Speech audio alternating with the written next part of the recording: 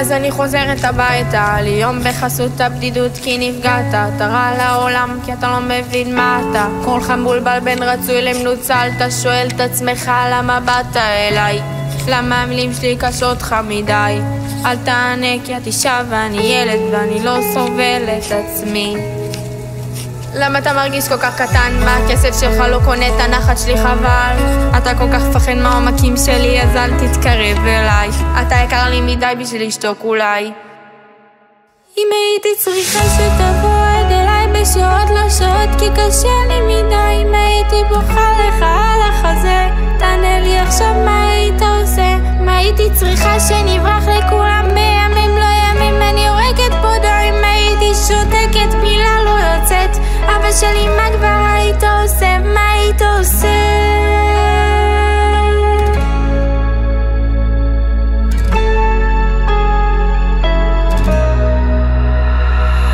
תראי אותו מקליט שעה ורבע, החוסר ביטחון שלו עושה לי להתעבר. קטע הכי חזק בו זה שהוא לא באמת אוהב את עצמו,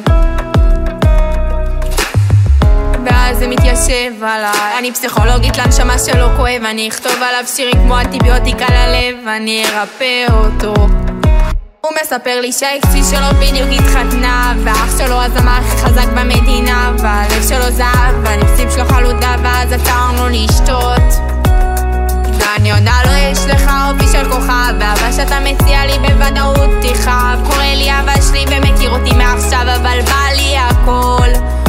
אם הייתי צריכה שתבוא עד אליי בשעות לא שעות כי קשה לי מדי, אם הייתי בוכה לך על החזה, תענה לי עכשיו מה היית עושה? אם הייתי צריכה שנברח לכולם בימים לא ימים, אני הורגת פה די. אם הייתי שותקת מילה לא יוצאת, אבא שלי מה כבר היית עושה? מה היית עושה?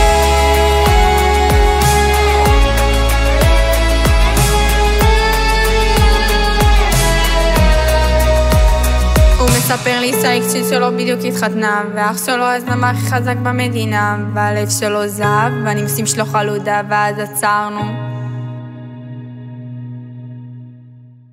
אם הייתי צריכה שתבוא עד אליי בשעות לא שעות כי קשה לי מדי, אם הייתי בוכה לך על החזה, תענה לי עכשיו מה היית עושה?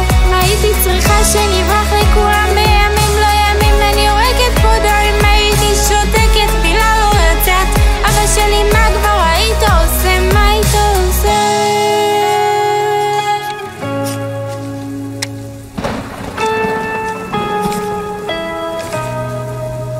אם הייתי צריכה שתבוא עד אליי בשעות לא שעות כי קשה לי מדי, אם הייתי שותקת מילה לא יוצאת, אבא שלי מה כבר היית עושה?